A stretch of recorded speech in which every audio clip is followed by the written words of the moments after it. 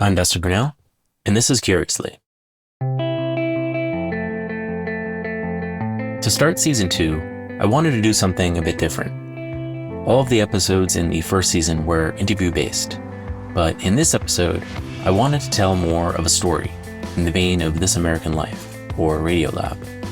Several weeks ago, I had asked my designer, Kaitlyn Gilbert, who I've been working with in a freelance capacity for 4 years, to make some updates to my website.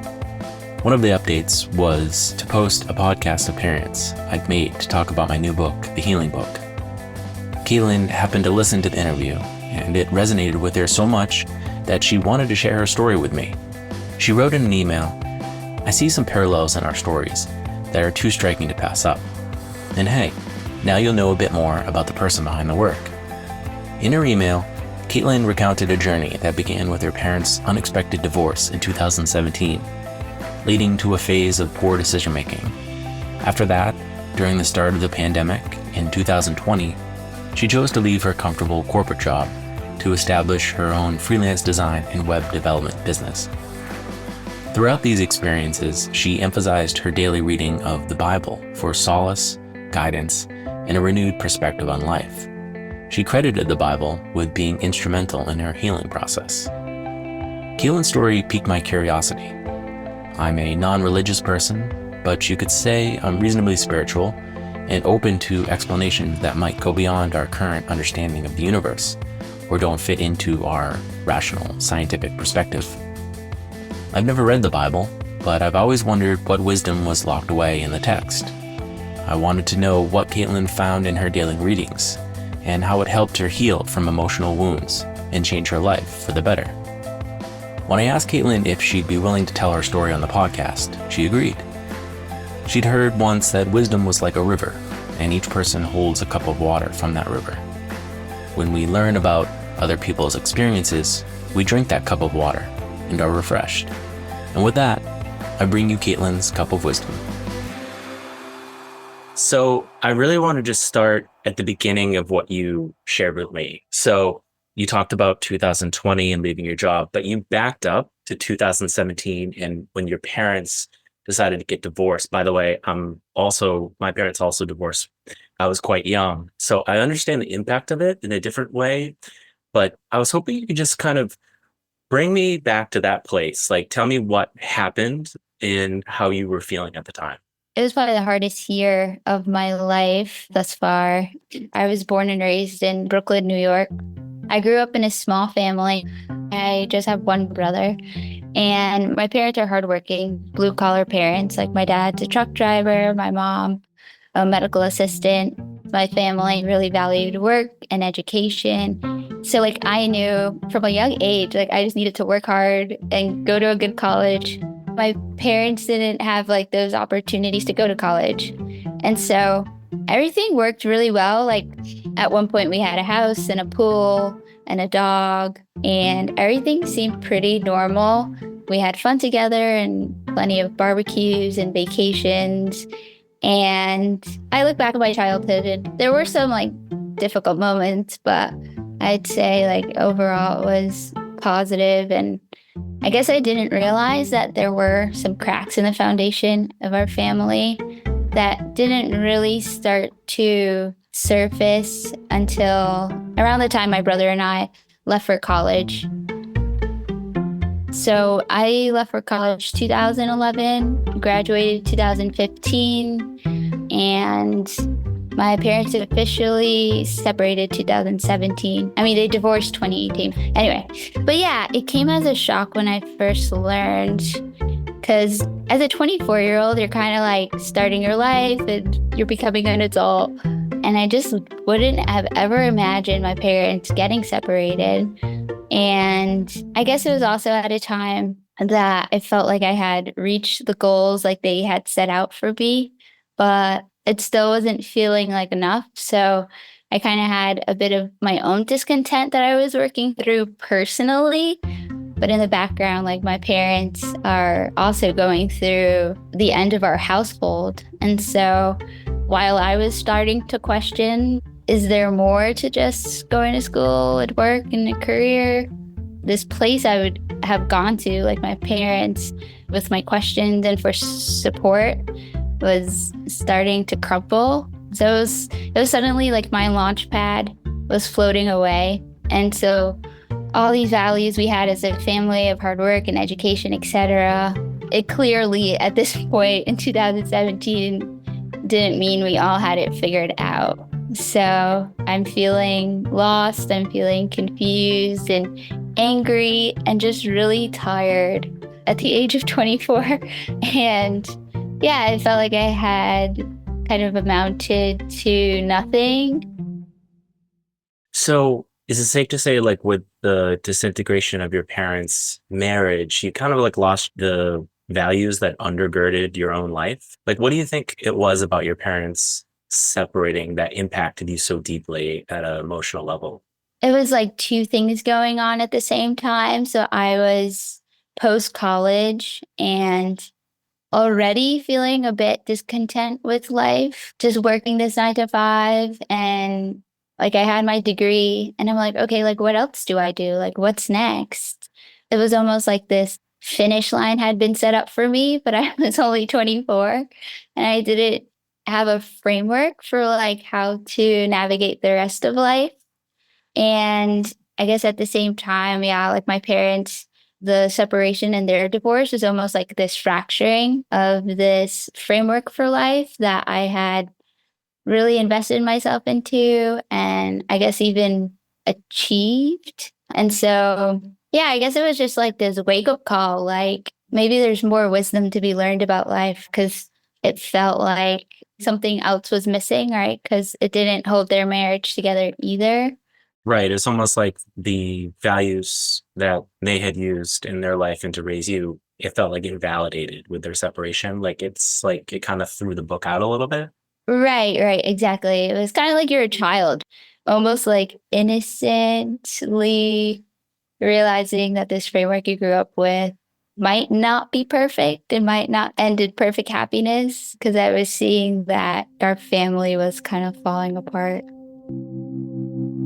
The separation of Kaitlyn's parents led her to question the values instilled in her when she was young.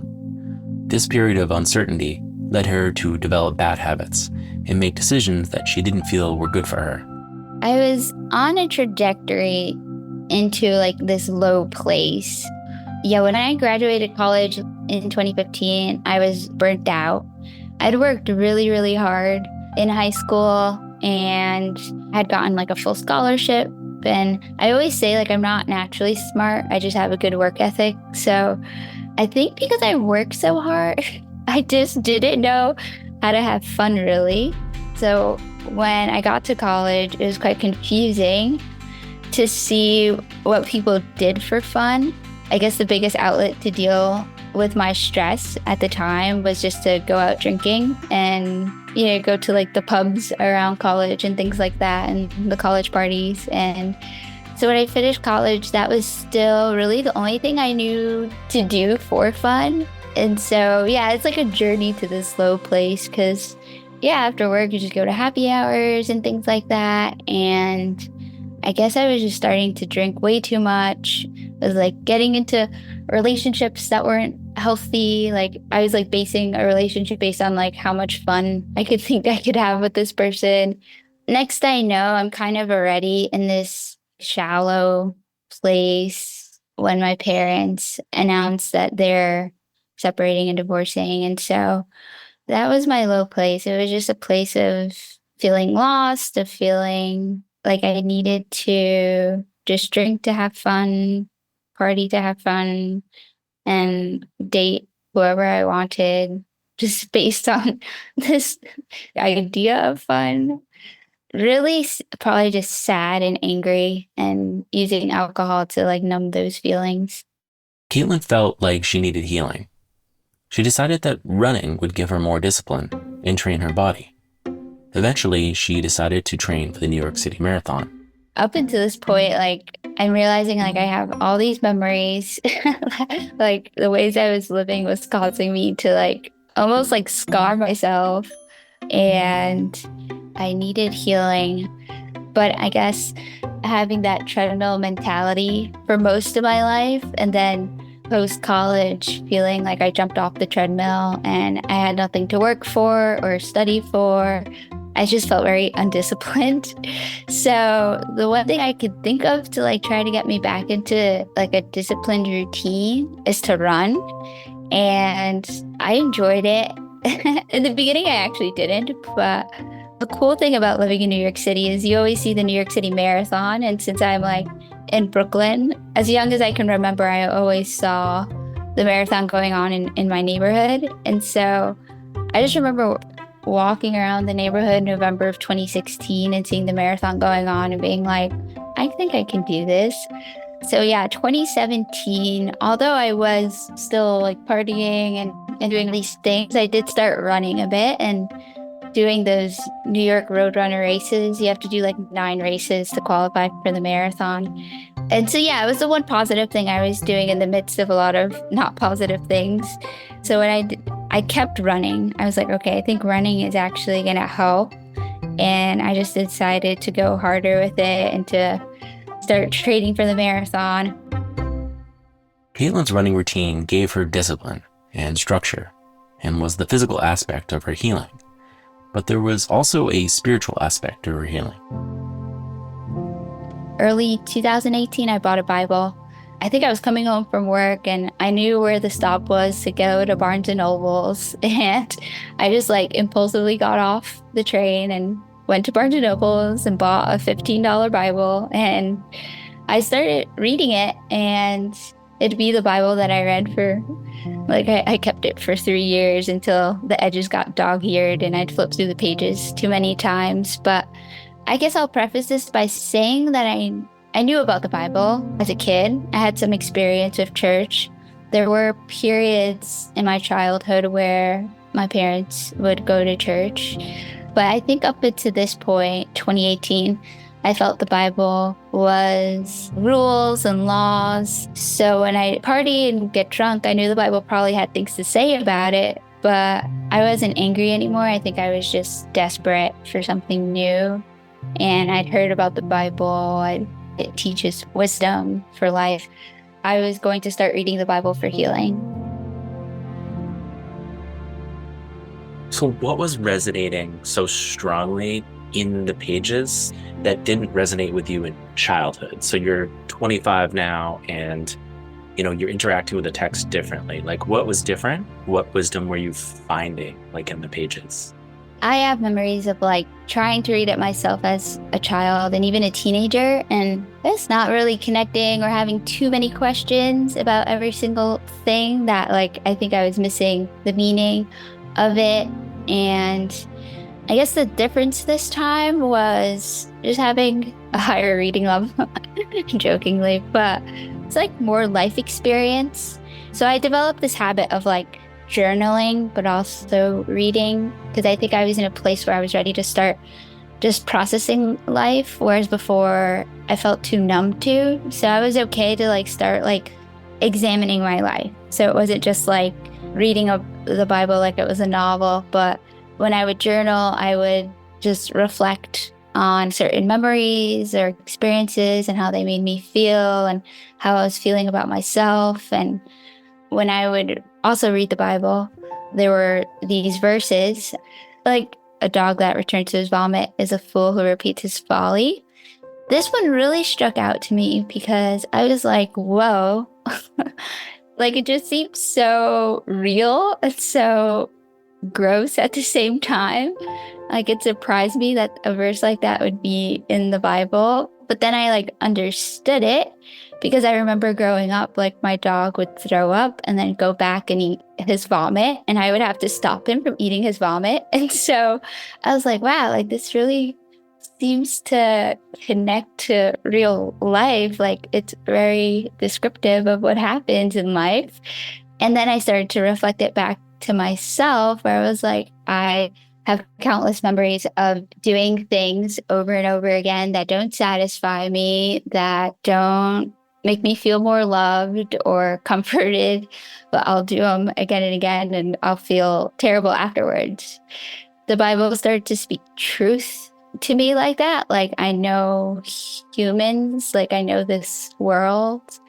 And another verse, I guess you can contrast with this kind of gross verse, is you keep track of all my sorrows. You've collected all my tears in your bottle. You have recorded each one in your book.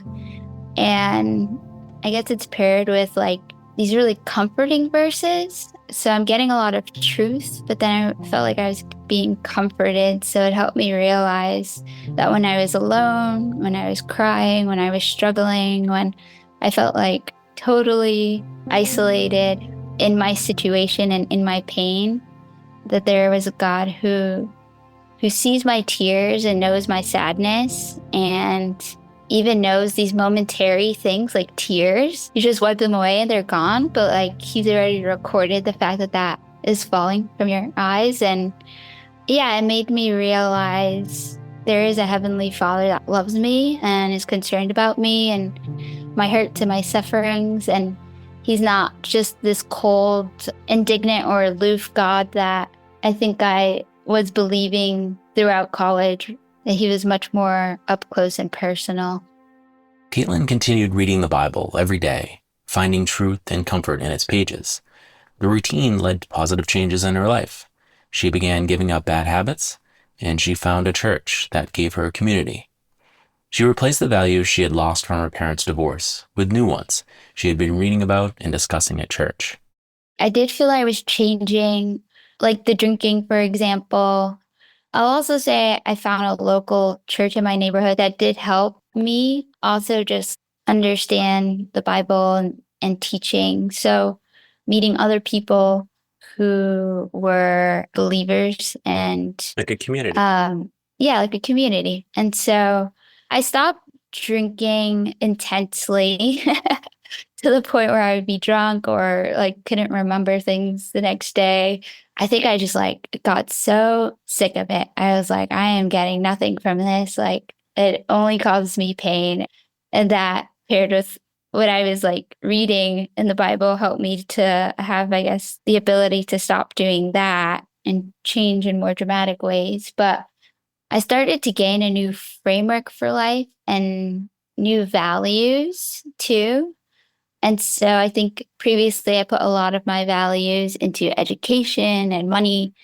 And I started to realize that those things are like shakeable. So like they're here one day, gone the other. Even putting my value into like what clothes I wear, which is super fleeting, right? Because something's in style one year and not in style the other. And so I started to realize like I needed to re-examine my values. And I guess the cool thing about the Bible is that it was providing me with a new framework of values to live by. As someone who's never read the Bible or gone to church other than a few times when I was a kid, I wanted to know what values Kaitlyn was discovering in the text. I mean, it's all wrapped up in like this narrative of love. It's this love story, really, about like the Son of God, Jesus, who the religious way to say it is like he died for our sins, right? But I'd explain it by saying that Jesus died so that we could be in an intimate relationship with God, who is our creator, that knows his love and like feel his love on earth. And so it's this story of sacrifice. Jesus was his perfect son who knew no sin. And I guess the thing is like, yeah, this word sin is complicated, but it's what makes us broken.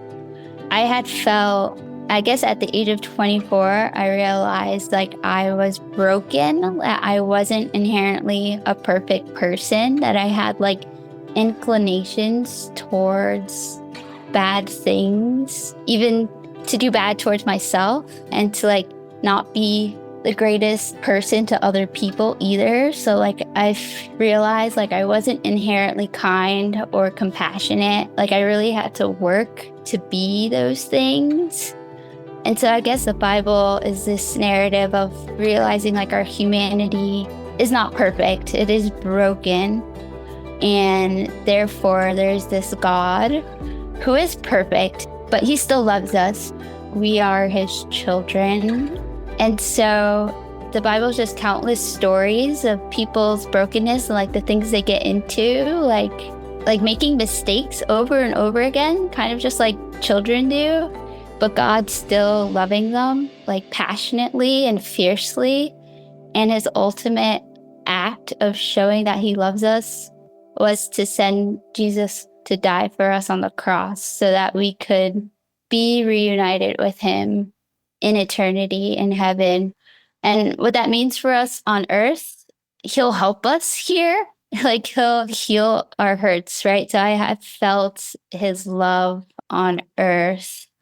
I've just seen it in the ways he's maybe financially provided for me or, just brought new friends alongside me. February 2020, obviously like a big time in the world for obvious reasons, but like you left the comfort of safety. I know that feeling. What was it like to kind of flush some of your finance background? Put me in that place. What was that time like? It's 2020 now. I'm like almost 2 years reading the Bible or going to church and kind of adopting this new framework for life that was less focused on like material things and like high salaries and nice clothes and unlimited recreation, and more about how I treated others, treated my family, being kind and compassionate and forgiving. Up until this point, I'd always chosen my work or my career based on what would make me the most money so I could just feel the most secure in life. So like I studied finance in college, but throughout school hated math.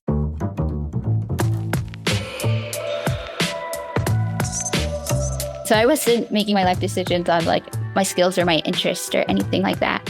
But in 2020, I started to ask myself what I wanted to do because I was working at a company that had to do with like online ordering for fast food. But I was like, I don't even eat fast food. I felt like my personality or myself as a person was not tied whatsoever with what I was doing for work. And thankfully, what I did appreciate about that job was it moved me from finance into tech. So I did like tech and like I thought engineers were pretty cool. So I was like, yeah, I'll go into the tech industry. And I did work with some like designers and front-end engineers. And I was like, I think the creative part of the job was really speaking to me. So yeah, I had these thoughts about work and how did I get to the decision of like basically quitting my job? I told myself in 2019 I would have a completely boring year, meaning like all I wanted to do was not shake the boat too much, right? Like I had this new framework for life and I just wanted to continue to learn about it and read about it and pray about it and meet others like in my community that kind of live it and see how they live. But by January of 2020, I think I was ready to do it, right? It was the start of a new year. I'd found a good coding boot camp that I could join and learn from. And I guess what ultimately gave me this confidence was also just feeling like this invitation from God to redefine work. Having a job just based on financial security was based on my old framework for life. Now that I have this new framework for life, I felt God was challenging me to kind of take this step, right? To like use my faith in him to take this risk and quit. And so I didn't do that just like jumping blind. Like I had a plan and my plan was to do web development. And so I did. And it felt like it was perfect timing in a lot of ways because I quit February of 2020 and March of 2020, like you said, the world shuts down and everybody's working from home. And I don't feel like FOMO at all because here I am just like at home too, kind of working on these new skills and like this new, I guess, pathway for life and for work. What did it feel like to do those first sets of jobs, web development, design? You were learning a new set of skills. Did you feel like that you were on a new, more authentic path? Did you feel like you weren't sure yet, but feeling maybe enthusiastic at the same time? Like, what did it feel like to do those first jobs? The bootcamp started March of 2020 and would end May of 2020. So it wasn't an incredibly long bootcamp. It was like an intense 2 months. And I would be left afterwards with this bulging question mark of what do I do? And so a lot of my classmates were going to work for Google and going to work for, like the big tech companies. And I considered it. I felt like if I were to go down that route, it wouldn't be any different than working for JP Morgan, Chase, or, these other companies that I had worked for. And so I was like, no, I'm not going to be like the dog that returns to its vomit. I am going to see what else I can do. And so that's when I came across freelancing. And it was the best way, I think, for me to I had this new skill set and I wanted to start using it. And it was nerve-wracking because I've never done freelancing before or supported myself on freelancing. So I've always been used to having a salary and health insurance and all these things. But I signed up to Upwork and we put feelers out and you ended up being my first client. And that's super special because, I was definitely terrified at that time, not sure. The project I'd hired Kaitlyn for was to build a landing page for my novel, The Empathy Academy. When I saw her proposal on Upwork, I realized that she might not have had the experience other designers had, but what she lacked in experience, she made up for in passion, strong technical aptitude, and great taste. That was her first job on her new journey. And Upwork is so interesting, right? I put a feeler out and see if the client might be interested in talking. I started simple, kind of like you said, it was just a landing page. And I guess doing your project, that landing page, it just gave me the confidence that I could do this, that I'd meet really cool people along the way. And it was really perfect because, you ended up being super thoughtful and helpful to work with. And ever since I've had you as a client, I've been like, none of my clients are as good as Dustin. But I probably should say that on a podcast. But you set the bar high for like a great client to work with. Yeah. Thank you. Yeah. I guess I've always been good at creative direction. So I think any designer or writer that's working in a commercial capacity, they need direction. They need to know what the client wants, and they need to be able to explain that and be able to respond to each iteration with more direct feedback and to be more specific and to provide models and to be encouraging and not overly critical about it, and to kind of feel your way through the project together. It's a true collaboration. So I think that's my approach to it. And I just felt like, when you built that landing page, that was not a going through the motions project. I could tell, you got after it and you were using this parallax effect and you were experimenting. And, I had this sense that I should be paying you multiple times more for this project, but I just didn't have it at the time. But it's nice to be able to actually reflect on it, Yeah, it is. And then, I live a creative life and I write fiction and nonfiction and lots of other things. And basically you have been there for any design work I've ever wanted. So building my website and doing a marketing collateral for books and things like that. It's I started to think what would my online presence be without Kaitlyn? We are two sides of the same coin, So I just think the one thing that I find in your work, besides just the kind of technical imagination that you have, because without the technical, you really can't realize your visions. So right. You're technically very astute and it seems technically curious. So you're always willing to dig in and crack the case. But it's the beauty, I guess, the taste that I respond to. It's just yes, that's very beautiful. You do very beautiful things. And that you just can't, that's just who you are. It's an expression of your creativity. And that's what I really love about your works the most. Wow. Yeah, thank you for that.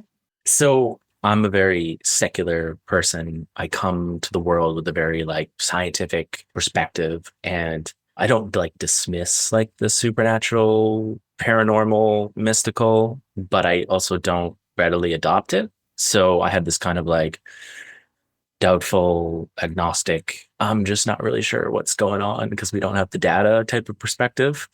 What do you say to someone who may be like non-religious or like overtly atheist to like receiving wisdom, to being open to receiving wisdom from spiritual text like the Bible? For me, my experience with the Bible came at an older age. I think the first step was understanding what my resistance comes from. Yeah, I think each person just has to ask themselves, like, what is my resistance? Is it history? Is it science? Is it a problem with religion or religious people? Is it just like a lack of curiosity? I think the Bible can like take those questions.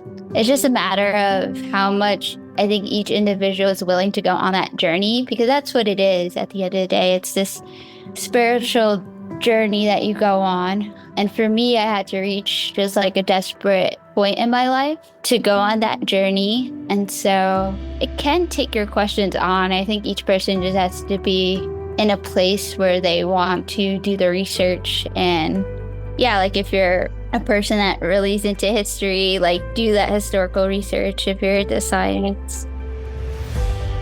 As we started to end the conversation, we drifted into the existential. I asked Kaitlyn how the Bible tackled life's biggest questions. Why are we here? Where are we going? How do we love? How do we be good people? And after we die, is there something rather than nothing? Yeah, so like answers to all of those questions are in there. It's quite amazing. And that's why I think it's a book worth reading, just because you do have these big questions in there. So what does it say about some of those things? For me, my understanding of why I'm here is I believe like I was created by God when my mom gave birth to me. Like I believe that whole process, who created Earth and space and how do humans get here? Like I believe there is a God and that he did create each of us, and that our purpose in life is essentially to live for him. And I guess the Bible outlines what that means in a deeper way. Like, what does it mean to live for God? And that's intertwined with just knowing that you are loved by God, and that helps us to love others and to be kind, be forgiving, be compassionate. This notion that we're not necessarily here by accident, that there is this plan, and it helps to give life purpose, because I guess I wake up each day feeling like my purpose is to give God glory with my life. And what that looks like means that I work really hard and the things that I'm given to do, right? So I think that everything comes from God. So when I'm working on a project for a client, that's almost like a form of worship. And when I'm talking with someone and they're telling me they're going through a really hard time, like I stop and I listen and I pray with that person, because I want to give God glory. And I know that he also cares for that person, and me extending that love to them is this way of like expressing God's love for them as well. So there's less mystery in that, like, obviously there are things I don't understand, but also being okay where I won't always have all the answers. So I don't know exactly how the sun was created, or like I won't have like the scientific things, right? I think that's where faith comes in, where you start out believing that there is a God, and then you allow him to, you could do this through prayer, just ask him to reveal himself to you. And I believe like he's faithful to do that. I believe like there is communication between God and his people, like people he's created. And yeah, because there's communication, that he will kind of direct us in life. And so reading the Bible is divine revelation, I would say, or like the Bible's divine revelation. I think it does provide an explanation for why we're here and how we should go about living life. This life isn't all that there is. So the 70 to 80 years you live on planet Earth, like, aren't it, right? There's the life after death, that there is an eternity. And so these are all really big things that I'm trying to explain. But yeah, I think the Bible does a great job of explaining these really huge existential questions through personal stories of people in the Bible and through this huge narrative of Jesus and the cross. Yeah, that leads me into like the power of sharing our stories.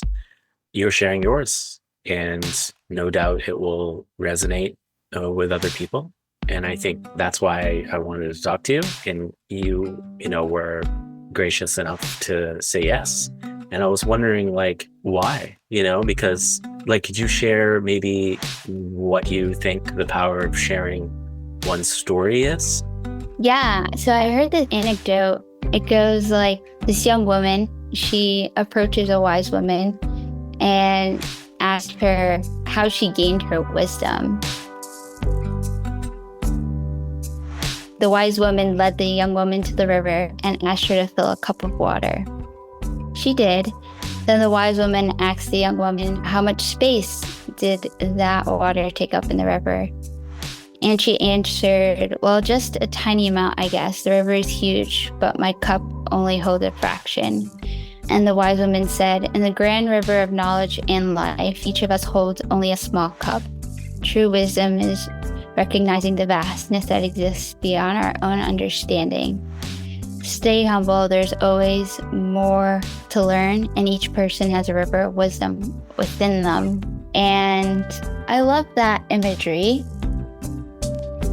And I love like what you're doing with this podcast, because first of all, it takes like a lot of humility on your part and on the parts of your listeners to take time to listen to someone else's story, just to listen to their experience on earth, like in this life, at this time, at this moment, what they've experienced, and really like take the time to understand it, not just to like hear it and dismiss it, which unfortunately I feel is a bit where our culture might be heading, where as soon as someone doesn't align maybe politically or with certain social values, you kind of just like don't take the time to really sit down and ask questions and just listen to what people have gone through in life and what they've experienced. And I feel really privileged to get to share with you like my story and like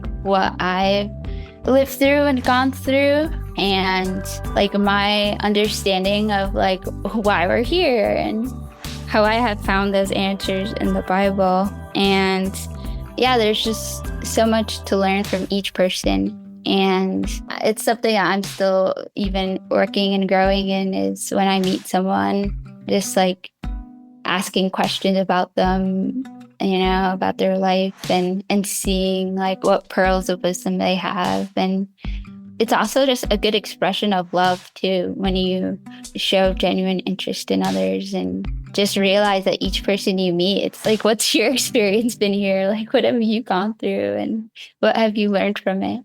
Yeah, I couldn't agree more. My last question is, I imagine you're still reading the Bible every day. What passages are you focusing on now? Like, what are your current age, your current place in life? Like, how is the book kind of like informing your life now, and how did that differ from 25 and, adolescence?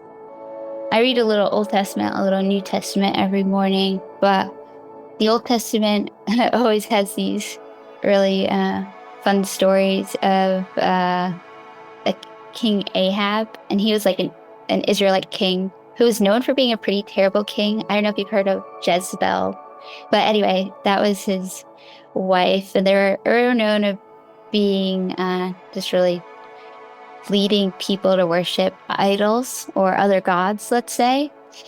And God was still very patient with them. There's this one point where Ahab is like, I've led the people astray, to these other gods that were like, I mean, some of these gods from back in the day, like thousands of years ago, like they would require like the sacrifice of babies, let's say, you know? And so this is the type of idol worship that's going on. And he's very like distraught at one point, but God was still very patient and was like ready to forgive and bless them again. And then in the New Testament, I was reading the Gospel of Mark, and Judas, this is, I think from a storyteller perspective, this part always quite strikes me because Judas betrays Jesus. He gets him arrested, and he's part of his group of like 12 friends or disciples that have been with Jesus and following him. And he betrays him with a kiss. Like he kisses him on the cheek.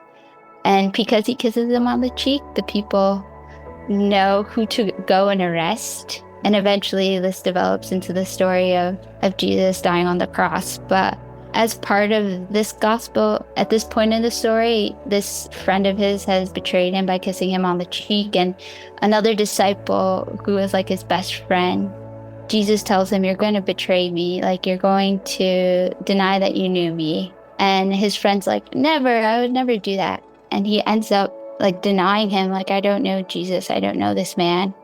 But Jesus, he still like shows kindness to Peter later on.